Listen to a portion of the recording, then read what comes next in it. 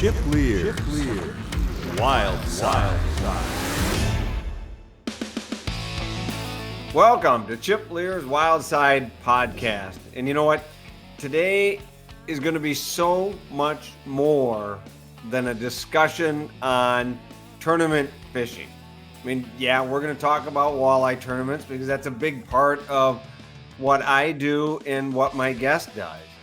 But we're also going to talk about how we pick those things apart. And I know as I've gotten more and more gray hair over the years, I've learned that sometimes you've got to change your perspective dramatically to understand something better. And that's why I cherish my conversations like today I'm going to have with my good friend, John Balla. We've become really good friends over the last few years, and mostly because every week during the season, we are communicating about trends that are happening in the walleye world and how anglers are going about a body of water and how they're attacking a tournament strategy and whether that's right, wrong, or different.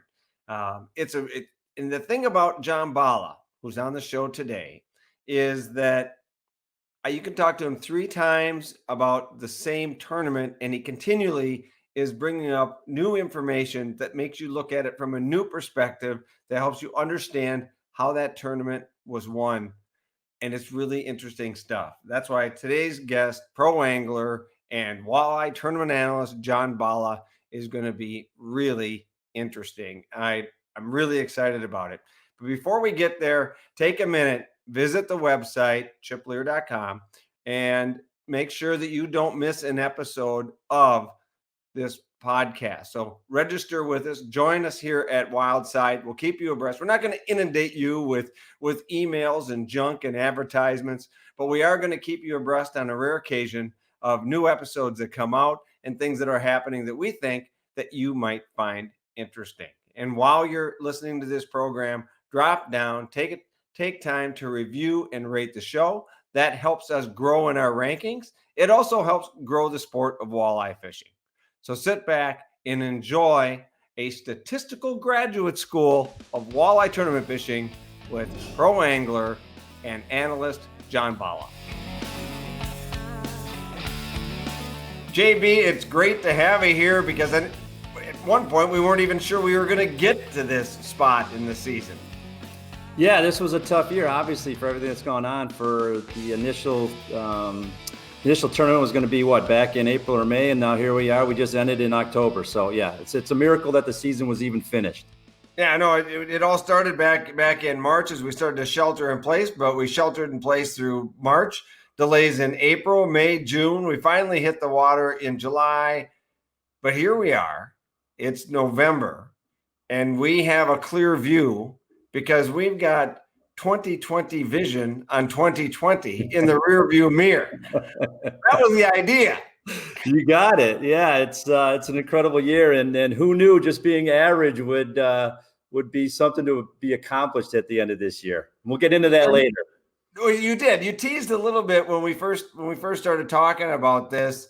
What do you mean by that exactly? Where are you going with this? Well, it's something I've been keeping track of for years, and I've argued and talked with plenty of anglers, including myself, about just catching the limit of the average weight in each event, and where does that put you at the end of the year? Both team events, pro-am events. It's actually incredible when you start breaking it down and looking at it over the course of a season and where it puts an angler. Yeah, but you got to go big or go home. Isn't that the whole tournament mentality? You hear it all the time. I'm going to swing for the fences. I've got to catch a huge bag tomorrow. That's great. But at some point, consistency wins. And consistency, as we'll show, by the end of the year, you'll be surprised as where you would finish up.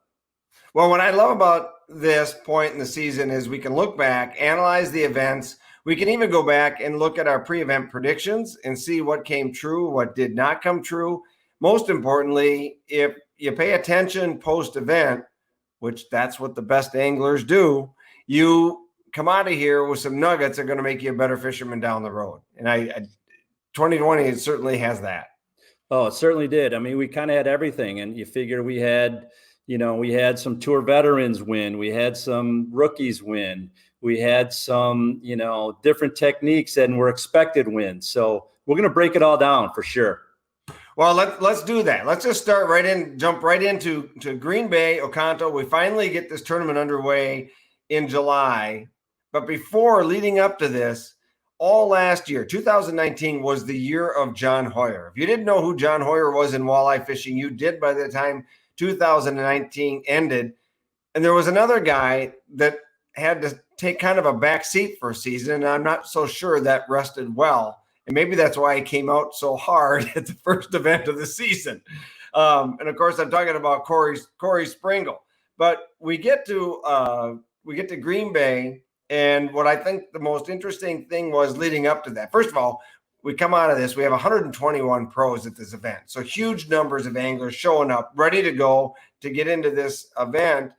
And Corey kicks it off with a 42-pound day lead. 42-pound bag on day number one to take the lead. But you got a first-time NWT pro. Lakich has got himself in third place. Nussbaum is in fourth place. Another young guy. All these young guys just rose to the occasion on day number one. Pretty interesting event there. To summarize it over the next couple of days, Corey, especially what he talked about in the post-event podcast that we did, talking about his opportunity and to get out to his spot where he was fishing and be patient for an opportunity. A lot of boats had showed up there on day number two that weren't there on day number one.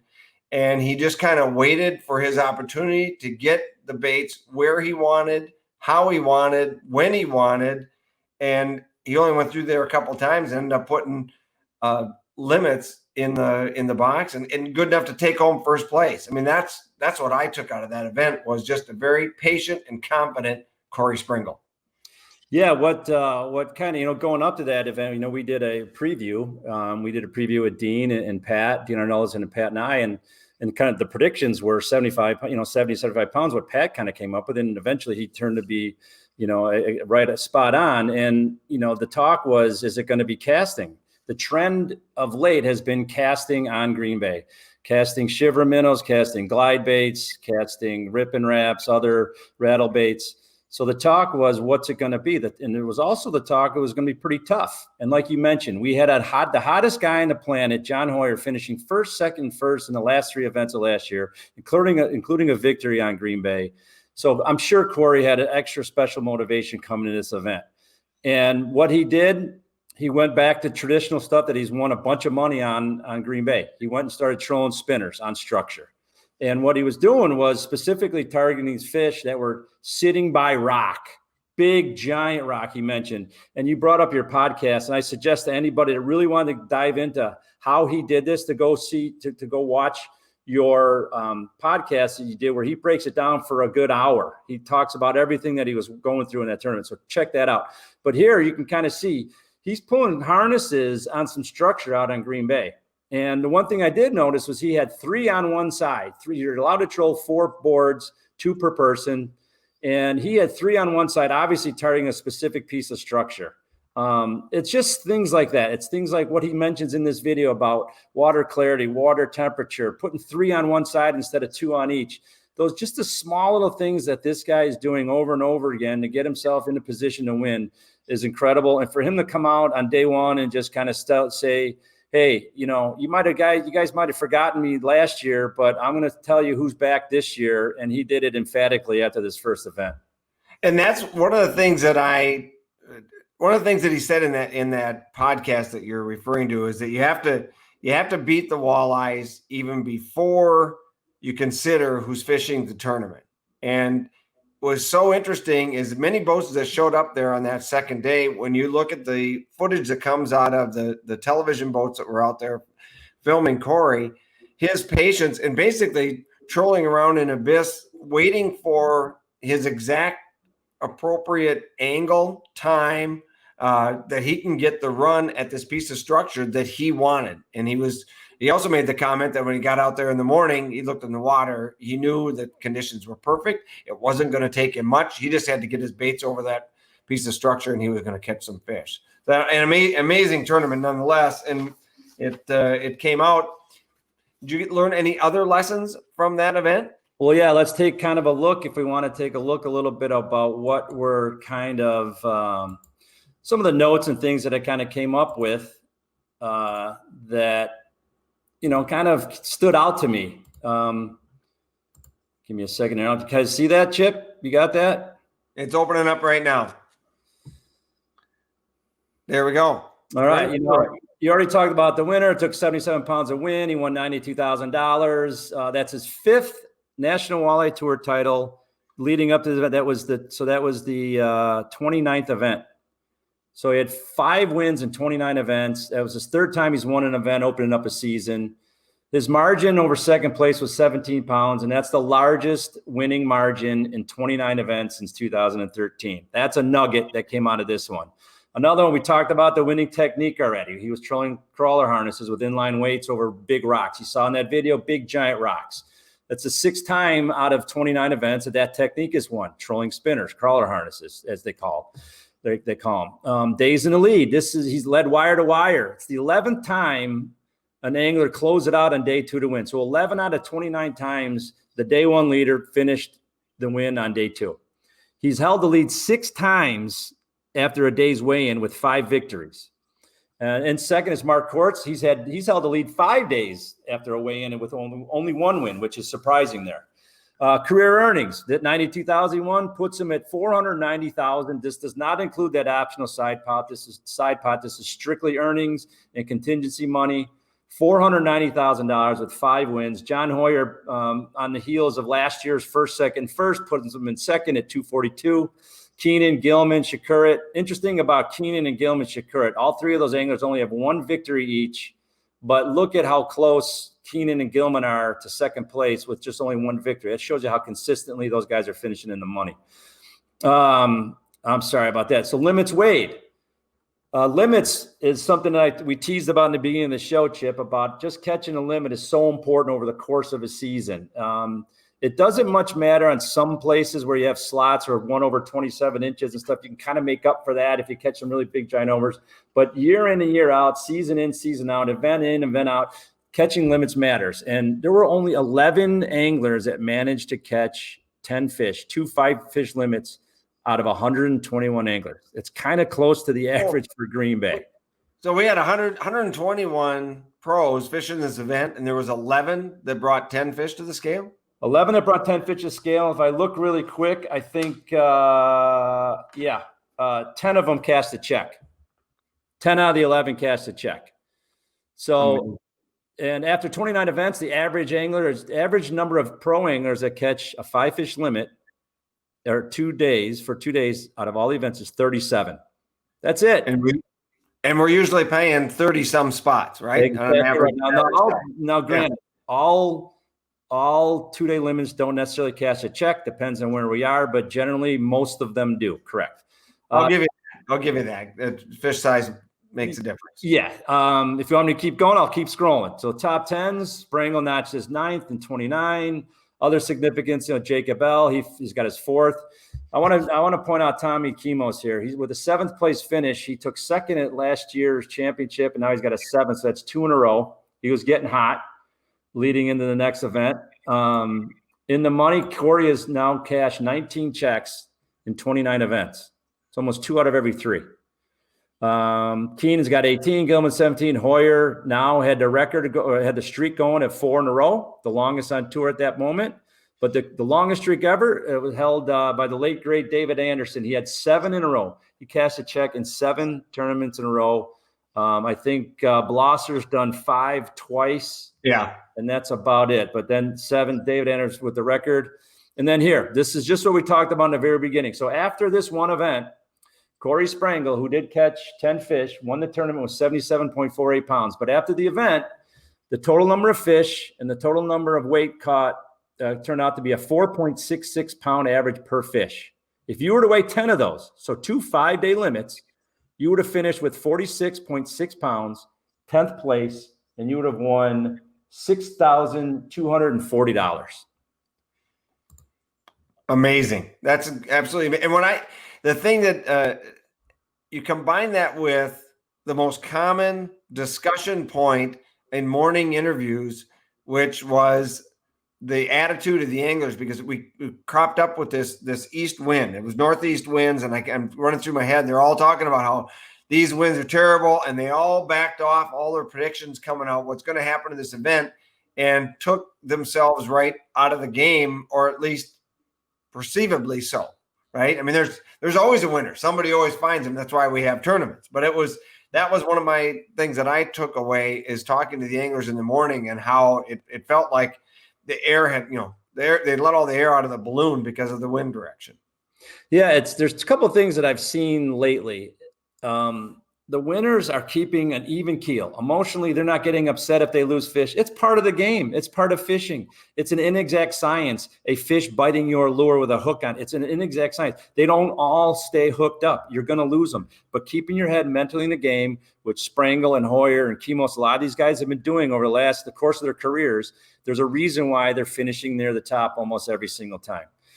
The other thing is that negative talk you don't hear anyone saying, well, I don't know, I doubt if I'm going to go catch him today. And then he ends up winning the tournament. Or, boy, I just, I'm not feeling good about, it's usually, nope, okay, these are the conditions. This is what I need to do to adjust. This is what I have to do. This is what I'm going to change. I'm going to make decisions on the fly. And Corey mentions it in the podcast with you. He feels that he doesn't feel he's necessarily the best out there. He just feels he makes really good decisions, and he's very well prepared, and he's efficient. So he doesn't let negative talk enter his head, and he stays emotionally calm and emotionally stable. Those two things, I think, are what's separating anglers from the rest. So we finish up there. We take off. Our second stop is going to be the St. Mary's River. We're going back up to Sault Ste. Marie, Michigan, August 13th and 14th. We're back on the road. We're heading to our second stop. We're actually going to have a walleye tournament season. It was, it's the enthusiasm for the sport being there at this time. I mean, it's really starting to amp itself up. It was a lot of fun to be at Sioux, even though our boat number was down substantially. I think we were down to 83 pros showed up at Sault Ste. Marie, something along that line. But everybody's thinking about David Kolb's win there. And David was there before, a 6.5 pound average. He held the record for the largest margin after last year's event for 14 pounds. Hoyer had found fish in the weeds there. Nobody knew that there was fish in the weeds there. So everybody comes into there thinking they're going to cast, they're going to find a new secret weed bed. But everything's also a little bit different going into Sault Ste. Marie. Canada is now off limits. And the thing about Sault Ste. Marie that I've learned being there for fishing tournaments is this thing can be won literally anywhere. I was back there. I'm trying to remember if it was an FLW or a PWT. Dan Steer won that event. I think he was pulling like live bait out in the middle of the river, right in front of the launch or up near the rock piles. Yeah. Or up by the dam. He was actually, he was doing some stuff up by the locks too in the dam, if I remember right. Yep. Yeah. So here we are. We go into this event, and what an incredible day. After day one, there's less than 5 pounds separating the top 10 and less than 9 pounds separating the top 20. Absolutely crazy kickoff to the Sioux event. Yeah, I mean, let's talk about a little bit what we were discussing beforehand, Chip. I mean, let's face it, the Sioux has always kind of been one of those places where the locals or people with experience generally do well, right? I mean, we talked with David Atkinson, we talked with Kolb in that preview show. Guys saying they're going to make 50, 80, 100-mile runs. Those aren't guys that are just going there for the first time. Those are guys that know the system and know where the big fish, the winning fish are. So we had an idea. We thought there were going to be some local Michigan guys with a lot of experience, guys like Kolb, guys like David Atkinson, even tour veterans that have been there now a couple of times with, Kimos, Kavai's, Parsons fishing PWT tournaments back up in the day up there, fishing the weeds, Lake George. A lot of those guys had history of knowing what was going on up there. So I think we had this expectation that it was going to be kind of a local that was going to win it. It turned out to be a Michigan guy, but I agree with you that, the expectations were just, this is going to be won by someone that knows the system. Hoyer did an awesome job last year, just figuring out those weeds. He couldn't repeat the pattern this year. It was a different time of the year. And like you said, numbers were down. I think, like you said, because Canada was out of play, they couldn't even cross the border to fish the event. They wanted to. So we probably lost 30 or 40 guys just from that. So It definitely was a different event. The bite turned out to be a trolling bite. And you talked about day one and what at a place. And this is what we talked about beforehand. Limits. Oh, you go ahead. Well, no, and you talk about anglers, because I think one of the things I took out of there was Jim Schiefelbein finding himself in first place after day one. Guy that, he's no stranger to walleye tournament fishing, but he is to the National Walleye Tour. He's doing his first full season as a pro, steps up, gets it home. These guys, it was new faces on top of the leaderboard, finding new ways to catch fish at the Sioux. That's one of the things. And the numbers were crazy. I think there was 234 fish caught on day number one, with 27 limits is what I got written down here. Yeah, which is crazy for a place that you can cull. You don't have to worry about keeping 8 and weighing 5. You can cull. You can catch as many as you want. And we were expecting, limits galore. Hey, you catch a 15.5 incher, throw it in a box. You have nothing to lose. There's Schiefelbein right there. That's Jimmy and his catch from day number one. Very nice. Yeah. So the one thing to note about Schiefelbein, right? You got to think about some of the guys and some of the information where he was getting some info from. He travels with, Shakura. He travels with Mccoy. He travels with Sprangle. Those guys have a history there. I'm sure that helped. That's not to take away anything from Jim. Jim's an exceptional angler. I fished against him down here on the Illinois River. He's kicked my butt a bunch of times. And so that was awesome for him to go up there first time and lead the tournament after day one. Plus, he's from Illinois. I'm rooting for him. I wanted the guy to win after day one. Love seeing it. But day two, things get tougher. There's only 188 fish caught, smaller average with 2.97, less than 3 pounds. 11 limits come to the scale. And a guy that's been in his first full season on the National Walleye Tour makes a big decision, another 86-mile run to take his first National Walleye Tour win. Just incredible, right? And, we talked about this beforehand, and I think you brought it up with you. And again, to kind of tease about the podcast you did with Pete Schaefer, if people want to find out a little bit more about in-depth techniques and everything. But basically, he was trolling crankbaits, letting out a crankbait, attaching a snap weight, letting out a certain amount of line, and targeting fish that were suspended either deep out in the open, out in the abyss, kind of off a structure, or up on top of structure at certain times of the day. That was basically his technique. Just an incredible run. And we talked about this. The key, he said, was after day one, he was, I don't know what place he was in. He was in the top. Second. He was in second. A couple things that he mentioned. One is he caught a fish very close to the ramp each day that ended up being part of his bag. He was jigging in the river. And then on day two, the key was right here. He had only 3 fish. He figured about 10 pounds. He was going to go back way up to 50, 60 miles back up in the river system, and decided that intuition kind of thing. He decided to go hit another key spot where he thought the structure was right, the wind was right, the current was right. And he said right here on this video that he caught 2 key fish that helped him and propelled him to the victory on this thing. That was just probably the one decision that he made. He'll admit in a podcast that won him this tournament. Just incredible. We're hitting a new era with the size of the engines that are on these boats, the electronics, the ability to travel, cover water, and find fish before you even figure out how to catch them. To find fish in the pre-fish scenario, that's an enormous amount of water to cover. Where are we going with engines with 350, 400 horsepower engines on our walleye boats? Well, a couple things you got to remember, right? You have tons of water when you look at it, but not all of it's fishable. Not all of it's holding the right fish. You're trying to find structure. You're trying to find current. You're trying to find weeds. So they were basically leaving one system, crossing the abyss, and going to another system on the lower peninsula of Michigan, right? So these engines allow you to get there. And with that, the size of the boats allow you to make those runs. But it's all weather dependent. I don't care how big your boat, how big your engine is. If there was any kind of a wind, they wouldn't have made that run. They would have all been stuck in the upper part of that river, the 40 miles or 50 miles down the detour. That's where most of the anglers would have been stuck. So wind has everything to something to do it. They were able to trailer and practice, go find these structures, these spots, and they look at their gas tank and say, I've got X amount of gas. I can make it this far. There's a gas station, right? A marina right there I can stop at. That's what's playing into it, whether it's a 200 horse, 250, 300, 350. 350s burn a heck of a lot of gas wide open at 5,500.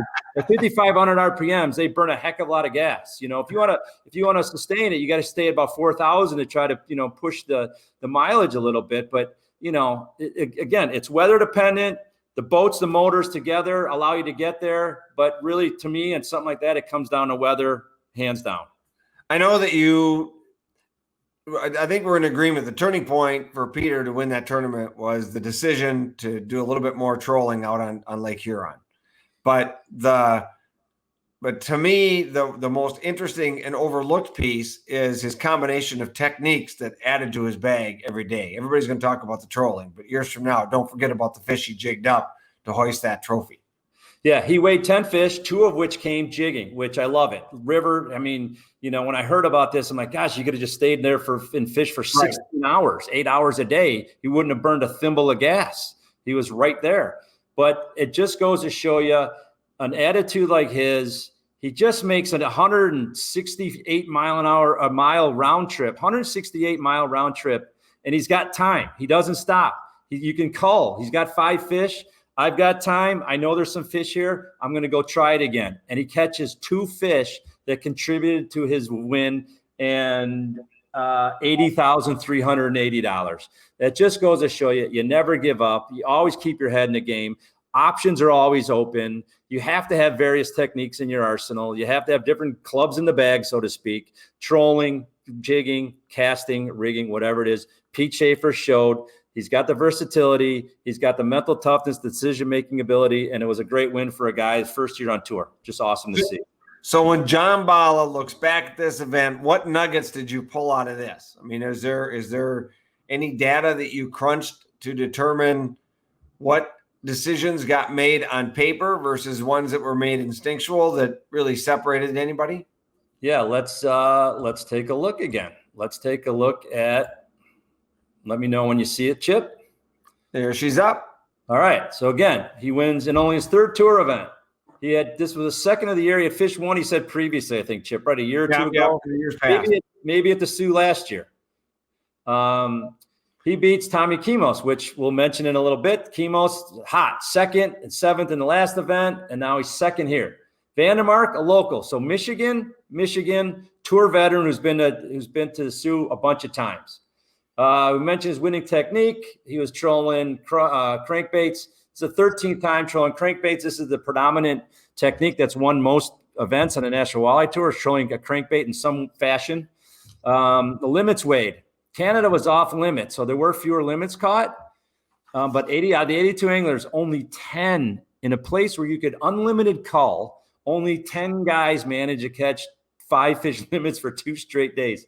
Unbelievable. Last year, there were 33 limits at the Sioux. Top 10s, I mentioned. After 7th at Green Bay and 2nd here, this is his 8th top 10. Kimos has his 8th and now his 3rd top 10 in a row. That's only been done 3 times by Stan Steer, Max Wilson, and John Hoyer. And Hoyer was the only one to do it in the same season. Kimos, Steer, and Wilson did it across 2 seasons. Hoyer last year did it across in 1 season. The only angler to ever do it. And no angler has ever recorded 4 straight top 10s, whether it's in the same year or across 2 years, ever.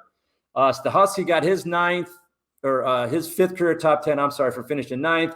And Defaba, who's only been in I think at this point was only in 13 events, was his 4th top 10. Interesting. Local Michigan, Ohio troller. Interesting that he's doing very well. Cash and checks. Shimoda cashed his 16th. Blosser, Stahusky, Kimos, Mikey, Sprangle. Still is at 19. He missed a check in that event, actually. He finished 39th, I think. So he missed a check. And then Hoyer's streak. This is of note. Hoyer had 4 in a row. He finished in 21st. There were 20 places that paid down in this event. So he missed the check by one event. We may find that amusing. I'm not guessing that he finds that so amusing. I mean, it's just your heart goes out. It's just that close, Now, let's talk Angler of the Year. After a seventh, and a second place, obviously 2014 Angler of the Year champion Tommy Kimos is leading, and after 2 events. Second place, the young Dylan Nussbaum. Incredible. He's got 379 points. He's in third was Pete Schaefer. After his win, he's in third. Then you got Colben Atkinson. And right now with a second and seventh, Kimos is ahead of the pace to finish to beat the record by Blosser in terms of number of points after 2 events, but long way to go. You got 2 events to go. And then as we continue to talk about this limits thing, I'm going to talk about limits again. The average weight of the fish that was caught in this event was 2.99 pounds. If you would have caught 10 fish, 2 5-fish limits, you would have had 29.99 pounds. You would have finished in 14th place. You would have won $3,200 basically, and you'd be in third place currently after 2 events. You'd be in third place. You'd be right ahead of Pete Schaefer after 2 events. That's amazing. Just amazing is right. I just think it's just – now, I do have to say, you do not know the average weight of the fish caught in the event until after the event. But wouldn't historical data from multiple years and multiple events give you some sort of indication that you're on the right track? Yeah, I've done some of the analysis, and yes, you will be close. You can be close. There is some variables with Green Bay. Time of the year tends to sway it a little bit, but it's usually plus or minus a pound, which is a big difference over 10 fish. But generally, in most places we go, yes, you can kind of come up with a range of where you think this is going to be and get it pretty tight and pretty narrow what you think you need. And let's face it, I don't care who you are. I've been in enough derbies to know that you still have something in your head before you go to an event on what you need to keep, especially in these events that you cannot call. You're not keeping 2-pounders on Green Bay. You're just not. You're keeping them on Lake Pepin, 2.5s on Pepin, but you're not keeping them on Erie or Green Bay. So you do have an idea where you need to be before you go in an event. And this has been a predominant, we've discussed this and we're beating it quite a bit, but this is one of the things that comes up in our pre-event podcast that we've done before each and every walleye tournament. Is kind of doing a historical averages for National Walleye Tour events. They could be, whatever walleye tournament, a sizable National Walleye Tournament has been there. We're picking apart some of that data, and even some local tournaments, if we can get the correct data from them. Oh, well, that's some of the best data you can find, because these are locals that are fishing it year in and year out. If you can extrapolate some sort of nuggets of information to use for yourself to fish a tournament, why not? I mean, these guys, they're fishing all kinds of derbies, whether it's 40 boat or 80 boat or 150 boat tournaments. The Masters Walleye Circuit's gone there in the past, the team events. That gives you some data to kind of, decide what your game plan is going to be and give you an idea of what you're going to need. And you combine that with some pre-fishing knowledge and pre-fishing experience, you come up with a pretty good idea of what you're going to need to win these events. So I think the last takeaway I got from the Sioux is pro David Atkinson finds himself finishing in 11th place, and his 16-year-old son, Billy, becomes the youngest pro ever to fish a National Walleye Tour event on the pro side, and finds himself in 18th place, cashing a check against some of the biggest names in walleye fishing. It's the story of the year to me. I love this kid. I think it's awesome. And didn't he say that he pretty much stayed in the river? I don't remember him saying specifically where he fished, but I do know that he had nothing but praise from the guys that jumped in the boat with him. He did finished obviously extremely well to find himself in 18th place. Incredible. At that age, to be able to captain a boat, not be intimidated by those you're fishing against, make the right decisions, catch fish, and then cash a check. He's probably still talking about it. It's awesome. It is a really, really good story of the year.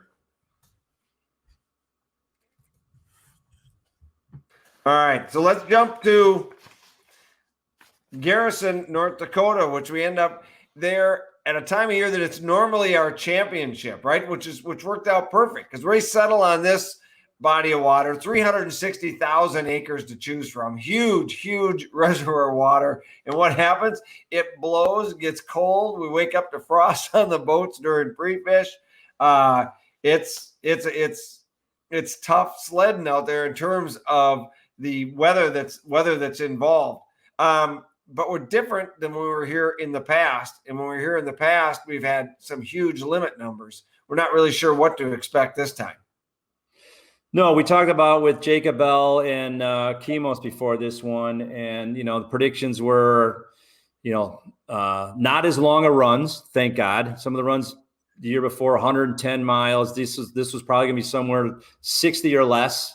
The predictions were up around 60 pounds, but I thought based on some of the stuff that we had seen, some of the tournaments earlier this year, not as many limits, surprisingly enough, as early in the year when the fish are kind of stacked up in that river section and there's a lot more of the small males.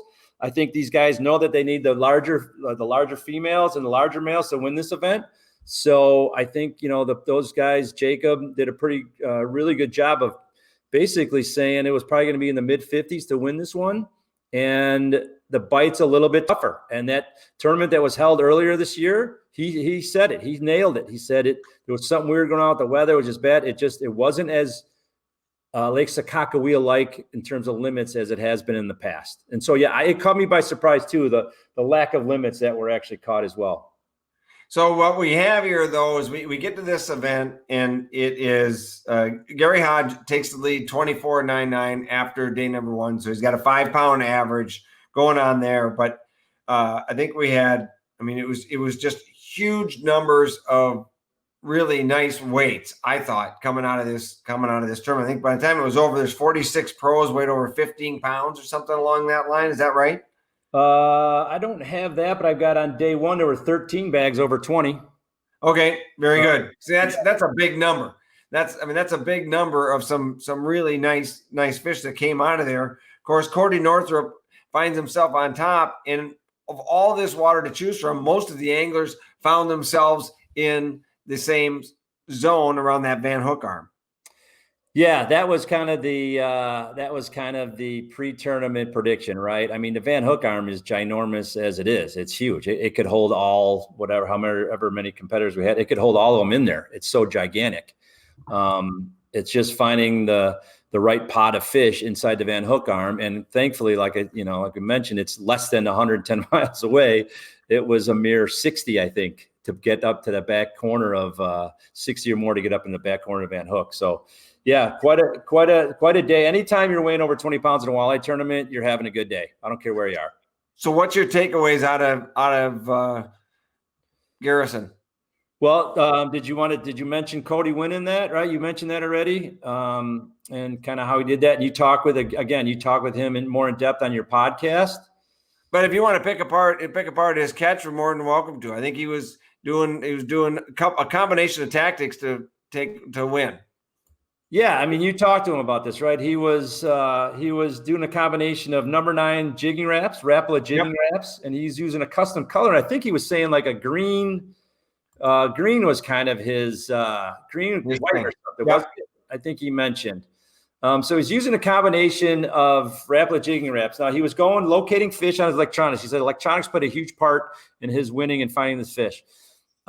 He's used a combination. He put a rod in his rod holder with a bottom bouncer and a big old gigantic creek chub, which Jacob Bell and Chemos talked about beforehand about the importance of creek chubs it might be in this tournament. And it turned out to be true. And he would use a combination to kind of just stroll around slowly around finding those fish, actively ripping the jigging wrap and bringing it back down, or casting it and ripping it back kind of, and then dragging that bottom bouncer, waiting for some of those fish that maybe are less active, closer to the bottom. And you get that bonus fish. All of a sudden you look over, he would say his rod would be doubled over and reel it in. I think day 2, his first couple of fish were a couple of 27s or something like that. Or he was doing really well going the first by 10 o'clock. So this marks the 5th time using bottom bouncers or river jigging wraps jigging wraps has been used. They fished at 35 feet on day one, 20 to 25 on day two. Not a big surprise, Chip, right, to the techniques being used. I mean, guys talked about creek chubs. Guys talked about jigging wraps on Sakakawea, right? Isn't that kind of what you were hearing beforehand? Definitely. I think one of the things that happened at Sakakawea this year is that there was so much wind. Anybody that was relatively new out there may have had themselves a little bit of a struggle because there was so much wind in pre-fish. Guys couldn't get around to where they wanted to get to. So it kind of concentrated everybody's efforts in that one little zone around Van Hook, and maybe deservingly so. But it was what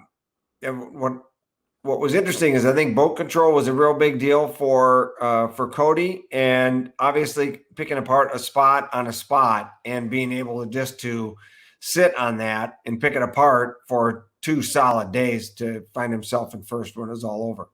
Incredible to have 22.7 on day one and 28.2 on day two to win that by 4.5 pounds. That's a pretty big margin for Sakakawea when there's a lot of those 4.5 and 5 pound fish in the system. Pretty incredible on what he did on day two. And I know he weighed in, 3 hours early? So he had like a long wait. But it might have been longer than that. I know I got a picture of him on my phone somewhere where he comes in and weighs, and he just goes out to the parking lot and paces back and forth for hours, right? It's just awesome. I did talk to him, and he was so jacked up, yet he was nervous because he knew there was some tremendous anglers behind him. Dan Steer, Hyde, Josh Hitkus came through on day two to finish third. A lot of locals, 43 anglers from North Dakota were in this event. So he knew that he couldn't just celebrate until that last person weighed in. So you can see in that photo. I mean, there wasn't a lot of people there because we were dealing with COVID to begin with, but there's really nobody there. Half the staff isn't there for that weigh-in. Right. So, all right. Can you see my screen again? Yes. All right. Let's get back to it here. All right. So limits weigh. We talked about limits. In 2017, actually, Sakakawea ranked fourth in the 30 events for 2-day limits. There was 71% of the field caught limits in 2017. But this year, there were only 35 anglers, 35 of the 120. So only 29% caught 10 fish over the 2 days. And out of those 35 that caught 10 fish, 24 of them cast a check. That's the kind of, piggyback what we talked about after the first event about how many guys catch a check just by catching limits. That's about 2/3 right there. And then we get into top 10s. Defaba, again, after a fourth at Sault Ste. Marie, Defaba scored his fifth in only 14 events. That's the best percentage on tour for anglers who have fished at least 14 events. Pretty interesting. So 5 out of 14. Better than 33% chance of finishing the top 10. Dan Steer, who's been, fished early he was fishing on tour early. He's been kind of sprinkling them in over the last couple of years. He finished fourth. That's his fifth top 10 in 21 events. That's incredible too, 25%. Brett King, who's been arguably over the last 3 years the hottest angler, he finished 10th. That's his seventh and sixth top 10 in the last 11 events. Wow. Right? Wow. I mean, that's over 50% of his last 11 he's been in the top 10. So he moved into tie for third all time and 2 behind Corey Sprangel in terms of top 10s. Cash and checks, you can see there. Sprangel cash another one that's 20th. Shimoda, Blosser, King, Parsons, Meinke, all tour veterans cash some checks as well. And then we'll get in the Angler of the Year race. So after 3 of the 4 events, Sprangel took the lead, 552 points. And that's just going into the Tour Championship in October, which that was obviously a reschedule. He's averaging 17th place in the first 3 events. The average to win Angler of the Year has been 743 points, which is close to that average. In second was Kolb, Hoyer's in third. So we had Sprangel, Kolb, and Hoyer all within 5 points of each other going into this championship. With Pete Schaefer, a winner this year, in fourth, Defaba, a local out in Erie, in fifth. It was just setting up to be an incredible finish out at Lake Erie. And let's continue our theme here about catching limits and how being average is actually pretty good. Average in this event for the fish was 3.388 pounds. 10 fish, 388 pounds would put you in 26th place. The only tournament this year, you would have cashed a check in this one. Yes, you would have. 26th, $3,000. And guess what? After 3 events, you would be leading the Angler of the Year race with 553 points, 1 point ahead of Corey Sprangle, catching 10 fish of the average weight for the first 3 events. Oh, my word. You would be leading Angler of the Year being average. Well, it's being average. There's, I mean, average. Not everybody catches limits. That's what I'm trying to get at. I mean, It's one thing to catch it. We're saying average fish. But it's so hard to catch a limit of fish at these events, and it sounds easy, but it's not. The average is the term we're using, but it's not average to do it. It really, really isn't. It's not average to make the decision to keep the right fish. Correct. That's going to equal the average weight. So again, this is a post-event weight calculation, but you can kind of extrapolate some things from it based on history. Of note, 43 anglers from North Dakota, only 8 of them cashed a check. And a lot of guys are saying, they're going to take all our money, 8 of them. So 20%, right? Kevin Mccoy going into this last tournament. So he's the only angler on tour that has had at least one top 10 in each of the first 7 seasons. The only angler, not Sprangle, not Gilman had 6, Sprangle had 7 or 6, and Gilman had 5, I think. He's the only angler. But this year, Kevin Mccoy, going after the third event, had not finished in the top 10 yet. And he's proud of everything he catches. You can see that. Absolutely. So he only had one more tournament to do a top 10 to keep his streak going. That's something of note. I wanted to mention that. And also, after 3 events, nobody had caught 30 out of the possible 30 fish. The most was 26. Well, and that is, I believe in our Angler of the Year data, that's like the first time we've seen that, isn't it? That we haven't. We've never had. We've always had anglers that limited out every day throughout an entire season. Not always. Oh, really? Not always. Sprangle did it the first year, 35 out of 35. It should have been 40, but there was a day 2 at Lake Erie. Next year, I don't think it happened. The year after that, I don't think it happened. But then we went on a streak where it did. I think Blosser didn't do it. Keenan did it for 2 straight years without winning Angler. He did win Angler of the Year in 19, but he did it the year before. He's the only angler ever to do it 2 straight years, 40 out of 40, 2 years in a row, which is absolutely ridiculous. That's why he's the top 2 or 3 angler on tour. That's why he's cashed so many checks. It's because he keeps weighing limits of better than normal fish, closer to the average fish. Yeah, absolutely.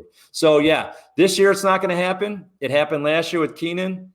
It happened the year before with a bunch of guys. And a lot of it has to do with where we go. If we go to places that have a lot of limits, a lot of small fish, a lot of guys catch limits. At the end of the year, I think there was like 5 or 6 guys that had caught the max. But normally there's 1 a year, maybe. So this tees up the biggest event of the year, our championship. We're doing it on our biggest venue. We're doing it at Lake Erie. We take off to get it, and we're going there late, right? I mean, this is October. Is our 13, 14, 15 is going to be the dates of our, 14. Yeah. 15, 16, 17 was the date of the tournament. What do I know? So we get to Lake Erie, and it's the Angler of the Year race is anybody's game at this particular point. We're there in the fall, which normally we're not. So anglers don't have a lot of experience in the fall there. It's one of the first big events that we've done out there. And there we do end up with the same thing. It's fall. We've got bigger winds, colder weather, water temperatures around the 60s, I believe, something along like that. But everybody's talking about these scattered fish. It's going to come down to ounces. Scattered fish. It's going to come down to ounces. Interestingly enough, Ryan Buddy, in hindsight now with things we know, Ryan Buddy and Corey Springle go fishing together on Corey's first day of pre-fishing out there. They're old friends. So they just spend the day driving around and catching a few fish, figuring out the system. But both Hoyer and Springle, I think, are out there for 2 weeks ahead of the event. Incredible amounts of pre-fishing for those two. And we we get there, and after day one, what an amazing day one we have on Lake Erie. She 39 limits over 20 pounds, 45 out of 47 pros put 5 fish in the boat, and there's only 16 and a half or 16.4 some for 6 separating the entire championship field. Absolutely crazy first day, and Keith Cavaya's old-time veteran pro is leading the pack with his buddies right on his tail, Gary Parsons, Tommy Kimos, and Chase. Those 4 dudes are right on top, end of day one. Amazing story to kick off our championship. Ryan Buddy down the way a little bit.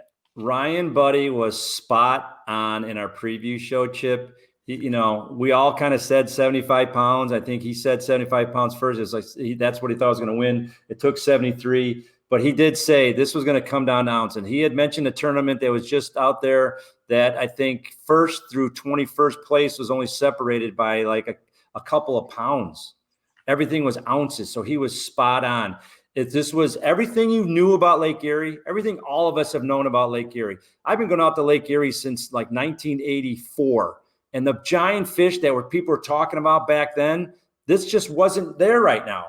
It's just all in the past. And Corey knew about it. Buddy knew about it. They all knew about it after being there for weeks. This was not going to be a typical May, June, or April, May, June Lake Erie event. They knew it was going to come down to ounces. You could tell that Sprangel was nervous about it. He was leading Angler of the Year because any 1 or 2 better fish puts you in the top. And it was incredible, all the limits, and to see Team Next Bite stacked at the top after day one was absolutely awesome. I'm sure it was a great night to be in the Team Next Bite cabin that first night. Just awesome.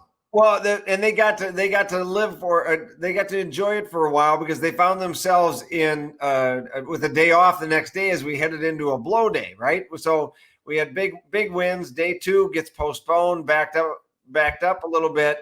So what do you do when you got the day off? What? What do you do when you get the day off? You go bowling. That's what they did. The whole crew went bowling. Everybody met at a bowling alley. All sorts of the pros ended up in the bowling alley. There was all sorts of side bets and trash talking going on.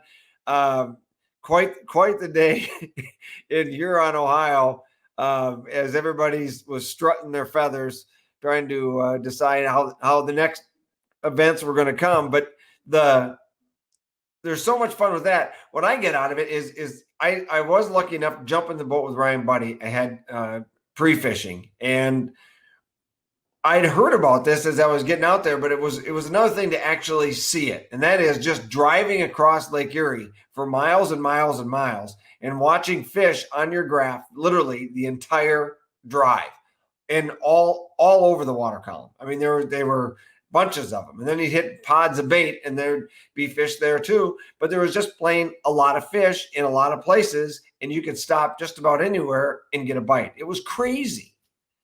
Yeah. Didn't you kind of, I watched all your on stage and everything on Facebook.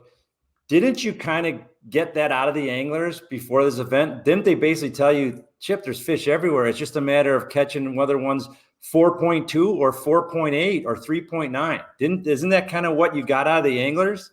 And it did come down to that. I mean, they all were talking about the fact that all these fish, they seem to all be relatively close in size. They're relatively easy, and I say that, to catch at this point in time.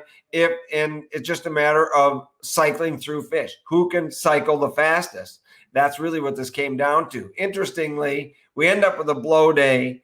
Back it up a day, temperatures drop, gets a little bit cooler. We'd had some pretty nice weather coming into that, and we go out for day number 2, and we've never seen anything like what we watched happen here, which was this complete flip-flop of everybody that was in the top 10, wasn't in the top 10 at the end of the second day of competition. Complete upside down, and guys like Nick Schertz found themselves 0.03, 3/100ths out of 10th place. Doesn't get to play on the final day. Courts is right behind him. Absolutely amazing day number 2. And Jason Shakura takes the lead. Yeah, I mean, it was really exciting the way you put it up on stage and where you're talking about how we've got a complete topsy-turvy top 10. Nobody on the top 10 in the top 10 from day one made it to the top 10 on day 2. Zero. That's never before happened in the NWT, ever. There's always been somebody in the top 10 that's made it. And there's the picture. There's your top 4 from day one. And that's at the weigh-in. I don't blame them. I mean, I can feel the frustration from here. Yeah, no, that I'm watching this happen, and as we weigh these in, and like, this is crazy. Okay, here comes somebody else from the top 10. They're going to take the lead. No, they don't. Right? No. I got my little markers in my head. Like, as soon as I get somebody from the top 10, they're going to have a big enough weight to take over the lead. No, didn't happen all day. Topsy-turvy. Craziness. Complete craziness. All anglers that have ever fished a tournament have felt this way before. So we can all relate and empathize with what they're feeling right there. Frustration, what happened to their fish, what changed, but honestly, it was so good for that day one to see all 4 of those guys up on the top. Tour veterans who've done so much for the sport, who brought so much attention to walleye fishing, so many new products, have been professionals through and through. It was awesome to see. At the same time, just to have something like that happen, we're a completely new top 10. It just made the event that much more exciting. It really changed things going into that last day. So we head out, and there's only, I think, 5.21 pounds separating those top 10. And they all are doing essentially similar presentations, or so we think. Yeah, just like Pete Schaefer did up in the Sault Ste. Marie up on Lake Huron, trolling crankbaits, either flatlining them, meaning just trolling them behind a planer board, or letting out your crankbait, attaching a snap weight, and letting it down a number of feet to get some of the deeper fish. So trolling crankbaits again, which is a predominant tactic on Lake Erie. There was some talk about pulling night crawler harnesses. That tends to be when the water's a little bit warmer. Some guys did catch them doing that. But the technique that kind of was dominating was the crankbaits in various styles.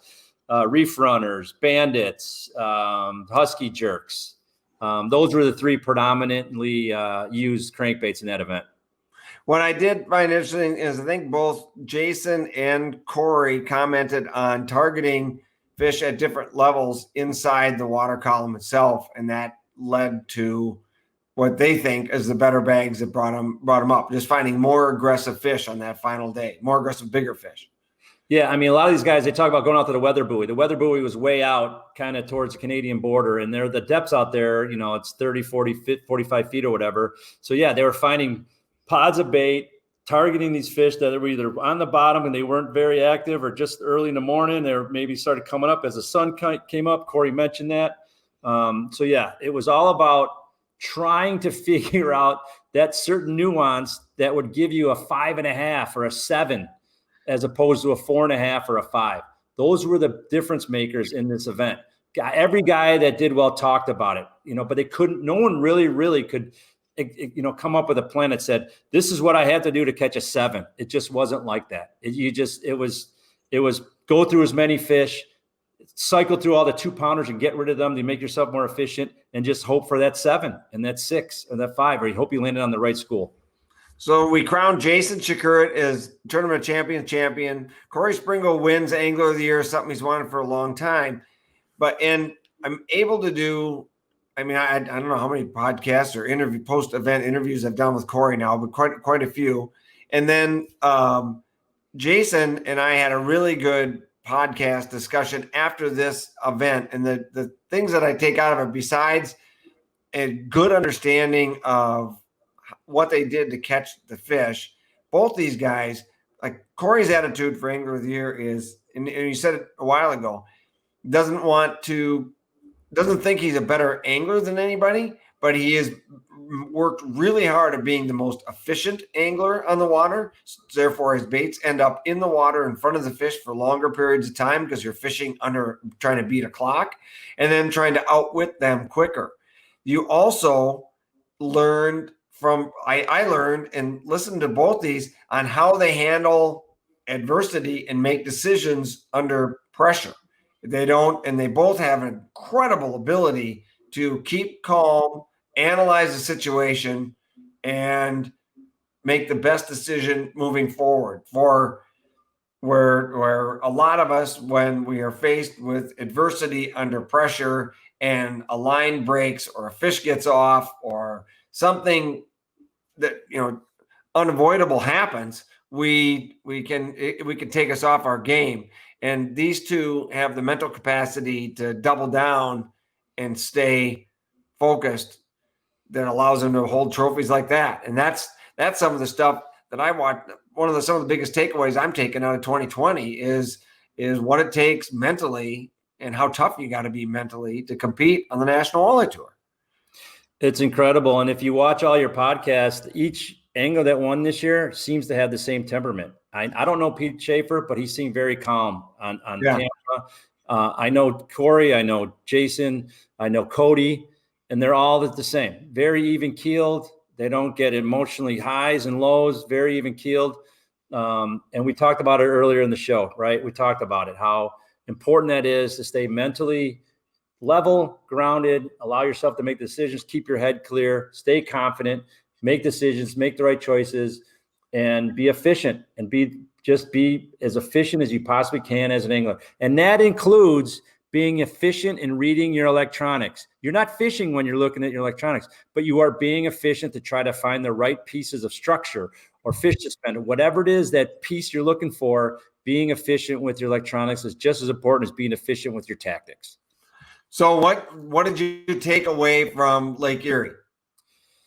Well, so this one was cool because, I have to say I was rooting for Corey, and I think a lot of people were. That's not to take away anything from the guys that were behind him at all. Corey is never Angler of the Year race. Can you see this now? Yes. All right. So Corey has never finished outside the top 10 in the Angler of the Year race for 8 years, but he's never won Angler of the Year. He tied Robert Blosser and lost the tiebreaker in 2013 after winning 2 events. He didn't win Angler of the Year. So there's a lot of guys that were pulling for him. Again, I don't want to take away anything from anybody that finished behind him, but nobody was more deserving of the Angler of the Year than this guy. And he pulled it off. He finished second to his friend, a guy that he travels with, Jason Shakura. Hey, and he still won a boat. Which is, I don't know, that's his 6th boat then? He's won 5 tournaments, and then the second, that's his 6th boat he's won in 8 years. Yeah, pretty incredible. But Shakura, pull it off the way he did it consistently. And he did something which we'll get to that's never been done before either. But again, so here's 73 pounds, right in line with where locals Ryan Buddy was predicting. 75 pounds, 25 pounds a day would probably win it. Nothing like the 40 to 45 pound bags you would normally get in a spring tournament. We talked about him trolling crankbaits. He was targeting 25 to 45 feet, or 25 to 28 feet down for the ones that were really active.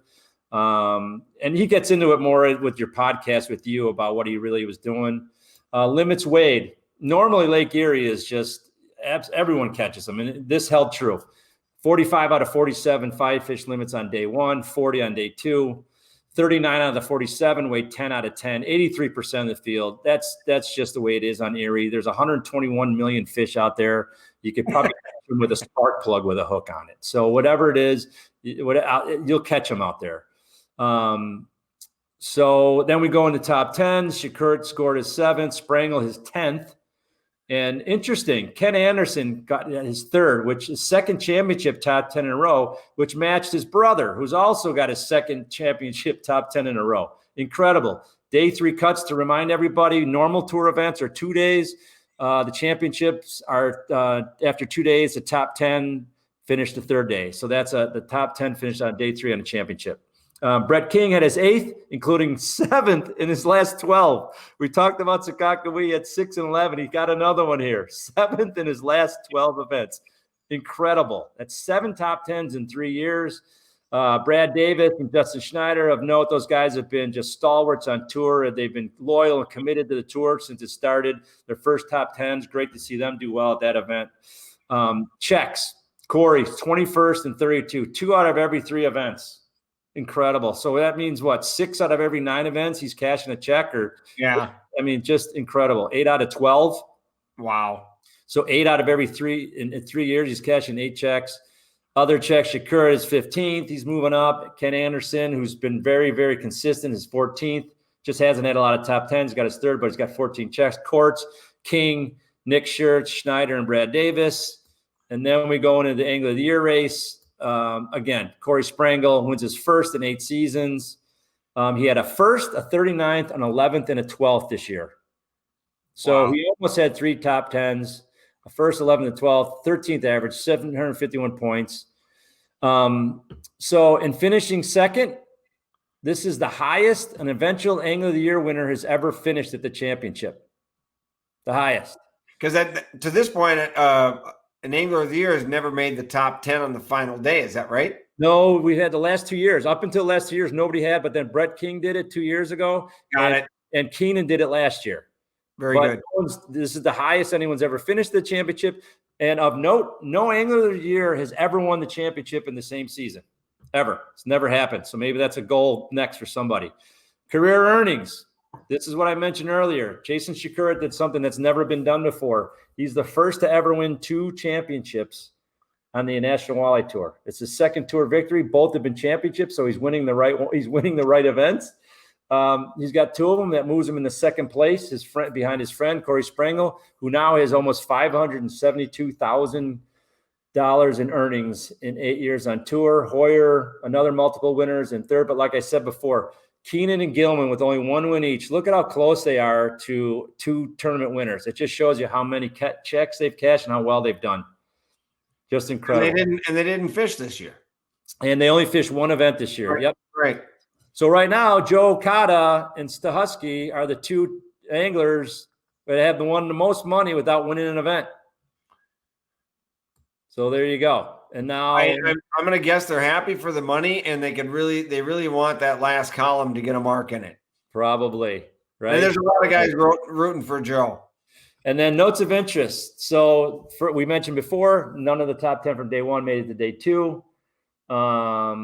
The average. Let's get into our average thing. Oh, well, let's get to Kevin Mccoy first, and we'll wrap this thing up with the average thing. So Mccoyd's streak did end at 7 years of having at least 1 top 10. He finished 29th. Incredible streak. He's an incredibly consistent angler, obviously.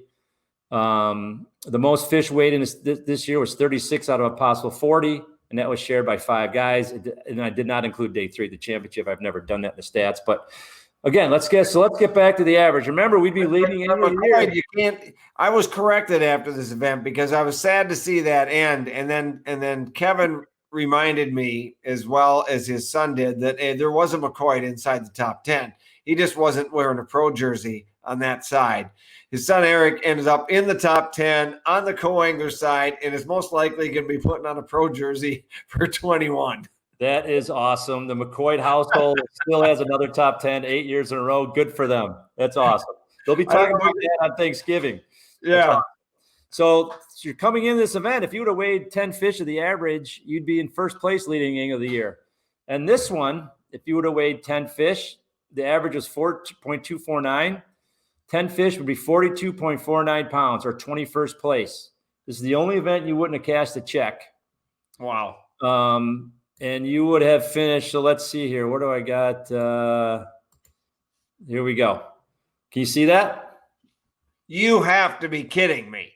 Corey Sprengel would have won Angler of the Year, but this is where you would have finished up after catching 10 fish at 5 fish a day in all the tournament days in the National Walleye Tour. Of the average weight for each event, you would have had 733 points. You would have finished 18 points behind Corey Sprengel, and you would have finished in second place. And you would have cashed base here $12,408. You would have cashed a check in 3 out of the 4 events and won $12,408 and finished second on Angler of the Year. Those are crazy statistics for averages. Unbelievable. It really shows you how consistency wins over the course of a season. We say it a bunch of times. I've been saying it to my friends for years. They kind of don't want me to share that info, but it's out there now, and you know, we'll see how it plays out. We'll see if it changes anybody's approach to tournaments or not. Oh, one side note too. There's only been 3 anglers that have made 3 day 3 cuts at a championship. So the most ever to make the day 3 championship has been 3 anglers. Keenan's done it in 13, 15, and 19. Jason Shakura did it in 16, 18, and 20. Kevin Mccoyd's done it in 14, 16, and 18. They've made the day 3 cut in 3 championship. The only 3 anglers on tour in 8 seasons. And an asterisk goes out to Brian Bjorkman. He's made 3 top 10s in the championships.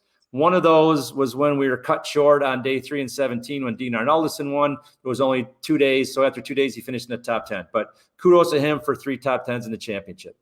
Yeah, that's really cool. That's really cool. Those are some great insights to what it takes. And I really wonder about the mentality that everybody sets the bar so high. And I can tell you from standing on the stage, I mean, you hear, especially in events where you're in no call events where people were throwing fish back because they weren't big enough, and then they end up coming in short. And you hear about it all the time because you'll bring up an event. Hey, do you remember this event from this year? And somebody say, yeah, I threw back a fish and I was out of the money by half a pound, or whatever the math works out to. You hear that a lot. Yeah. A couple things on that, Chip. Actually, you and I have talked about this, a couple things happen in practice when you're pre-fishing on a no cull event. You come back to the cabin with your buddies. You're like, dude, I got 35. My best 5 would have gone 35 pounds a day, or my best 5 would have gone 46 pounds. And, that's great. But when the tournament day comes, you're not going to catch those fish in the right order. If you catch a 23 incher or 24 incher on Green Bay at 9:30, you're probably not going to throw it back, or especially if you can keep 7 in your live well. Keep 1 extra. What the heck? So you have to get those in the right order. The weights from practice, what you think your best 5 are in a place where you can't cull, it's always less than when the tournament is. Also, because you're fishing spots that other anglers have found. So, like when you pre-fish for tournaments, do you do that? Do you keep a scorecard? And okay, so let's say it's a no-call event. It'd be a great practice where you literally write down, okay, would I have kept that fish? No, I would not have. So you don't write it down, right? And then decide at that moment, at the end of the day, you're going to have the 5 that you would have kept. I write down everything I keep. I've got a cell phone now that takes notes. You can either talk into it, or you can go to your notes page and type in how big it was. Corey talked about it this year. He weighs every single fish he catches. Yeah. He did it at Erie, did it at Green Bay. So he knows if there's bigger, heavier fish there, and so he has an idea of what he's catching. So when he catches one that's under that bar he set on the day of the tournament, he's probably not keeping it. So keeping good notes like that is important, not just measuring the length. In a tournament like this where we're weighing 5 fish, keeping notes about what you caught. John Hoyer last year in your interview, Chip, with him, he talked about catch rate. Yes. Catch rate. Well, you can't always based on the rods that were being utilized at the time. Exactly. Catch rate is so important for you, especially to go back historically. Look, you can't remember it all here. You got life going on. You don't remember, oh boy, I caught 12 or 15 or 25. Boy, I whacked them. Did I catch 40? Did I catch 6? You don't, but if you've got some notes that say, I caught this at 9, at 10, at 10:30, at 10:45, 11, and this was the size, you're able to now determine better when the tournament day comes on what fish to keep. I don't want to mention his name. 2017, an angler threw the first fish back that was 25 inches. I was watching on the TV show, and I was like, that can't be happening. Turned out he only weighed 3 fish in the event, and he was 5.5 pounds short of second place in a boat. So, yeah. So I feel like I'm talking to Billy Bean of walleye statistics. Well, I'm extremely boring. Moneyball, baby, yeah. Right here. But there's a lot. I say that with all respect, because there's a lot to be learned from these averages that set up each one of these events, and predetermining how you're going to make your decision before you get there. Listen, there's always anomalies to each event, right? You might have Kolb like last year weighing what he weighed to win by 14 pounds. He blew her out of the water, but 2nd through 20th was right in line with the stats. And there's always probably an anomaly at the top or the bottom, who's not catching them, who is catching them.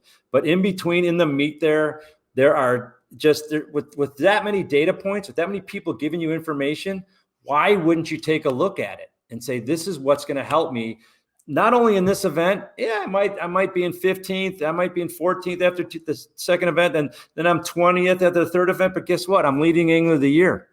And that's what you would have done this year, catching limits of the average from each event. So it does matter. It does work over, especially the longer you extrapolate this stuff out, it works. I've done it for the Masters Walleye Circuit and team events, and where you would finish is incredible if I shared that information. It's absolutely incredible. The more anglers that, I mean, over the years, interviewing anglers from my entire professional career, or my career within the professional fishing world, before it's the best anglers I know are still fishing the tournament after the final weigh-in. I know a lot of guys that go back out on the water after the tournament to figure out what somebody was doing that did win the tournament. If it was a place or a technique or a presentation, they went right back out there either that night or the next day and tried to mimic it to understand where their decision making or was incorrect, or how to master a presentation just that much better. So when it does prop up again, they're able to face that situation. It's kind of what we got going on here. Hindsight's 2020. I make a joke about it being 2020, but the hindsight is where all the lessons are. Just pulling your bootstraps up and going, geez, I can't wait till next year because the schedule looks pretty doggone good is great. But you got to spend your time, go back, review what did happen, and listen to everybody about how they caught fish, where they caught fish, and what they did. The chances of that being mimicked again, it's not going to get one that way again, but there's a lesson in there somewhere. Yeah, I mean, think about who you're fishing against. Parsons, Cavallas, Kimos, King, Sprangle, Hoyer. I mean, these guys, thinking about who you're fishing against, you know that they're paying attention to what they're learning or not learning, or they missed, or what they didn't, what came out of the event. You know they're talking about it. You know they're doing the hindsight 2020. You know on the way home they're talking for hours about what did we miss, what did we learn. Shakura even talked about it in your podcast about he can't stand it when he misses a bite, when he feels he's close to it or just maybe didn't catch the right one. But when he's completely off, that throws him for a loop. It just spins him out. It just says he can't handle that. He said it happened at Sault Ste. Marie. Right. He talked about the Hoyer weed bite, and that just drove him nuts. Drove him nuts. So the best anglers, anybody can win an event. I shouldn't say anyone. A guy can win in one event. But to do it over the course of his career, over and over, finish in the top, cash a bunch of checks, bring home a bunch of trophies, you have to be paying attention to something. You can't just rely on, I'm just going to show up and go fishing and not pay attention to what I learned, what I didn't learn, what I knew. You have to do that if you want to make this a successful, consistent career, or you want to at least be proud of the effort you're putting into it to get the results that you want back out of it. That's what I feel. The more effort, the more data research, the more you learn from someone, the more humble you can be, take some recommendations, focus on your weaknesses, the better you're going to be. That's just my opinion. Well, it's a good opinion. There's a lot of lessons in there. And I got to thank you, because I can't, going through all these events, and you and I talk literally every day, multiple times a day, as we go through the season and go through the events and just go through every move and of every little nuance that happens and try to figure out what's going to happen next. And it's really fun. And I certainly appreciate all the time and effort that you're putting in, kind of analyzing this and coming up with the data when it's all said and done, because you're providing an incredible source and not getting paid for it. So thank you so much for that. Well, you're welcome. And I also want to thank you too, just for giving me the opportunity to be with you, and talk about this stuff. And it's a passion of all that we all have. We love the sport of walleye fishing. We love fishing in general. We love the competition. And I also want to speak on behalf of all walleye fans, Chip, that, you do such a tremendous job to bring professionalism and excitement and knowledge and passion to the sport, that without you, walleye tournament fishing just wouldn't be the same. So like I said, on behalf of all the anglers out there, and I've heard from a lot of them, they feel the exact same way that I do, that, Chip Leer does a tremendous job at promoting the sport, promoting professionalism, always being energetic, always being knowledgeable, promoting. Okay, I'll send a holiday gift. Yeah, no, it's just, I'm telling you, you do such a fantastic job, and we all appreciate it. We really, really do. Sincerely, we do. Well, thank you. I love every minute of it. I certainly, I mean, there's so much, there's so, it's just fun to be around everybody and to feel the enthusiasm and the excitement when things evolve and just kind of happen spontaneously. And I love to fish, and there's always tons of lessons in there. And the more talkative everybody is, the more we all learn. To me, the better the whole system, the better it all gets. So what do you think about next year? You liking the way the NWT schedule? We got an added event, 5th event. We don't need to pick that schedule apart too much, but we should touch on it, and we'll probably dive into this next spring. But do you like what you see? I like what I see, and you and I have talked about the excitement and the interest out in the Dakotas, both Bismarck and South Dakota. Tremendous amount of anglers are coming in and fishing NWT events. That's why there's 2 events out west. Sturgeon Bay. Go ahead.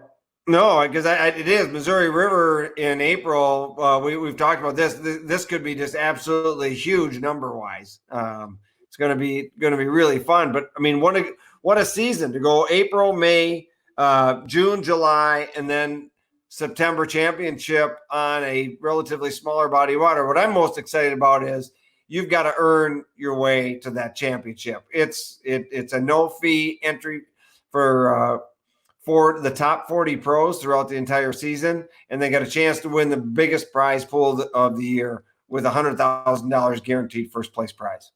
Incredible what the National Walleye Tour has done for that payout for the championship. You're going to have a diverse schedule. The true angler of the year is going to come out of this schedule. I mean, to have, probably pitch and jigs in the first event, casting or possibly trolling in the second, trolling at Huron, and then Mobridge could be rigging, jigging, casting, trolling, whatever it might be. And then Ottertail probably to that jigging wrap, live bait fishing. So you're going to have every trick in your bag. You're going to have to be well schooled in multiple techniques to win Angler of the Year. A lot of money at stake, a lot of travel, but pretty excited for what's to come for the National Walleye Tour in 2021 for sure.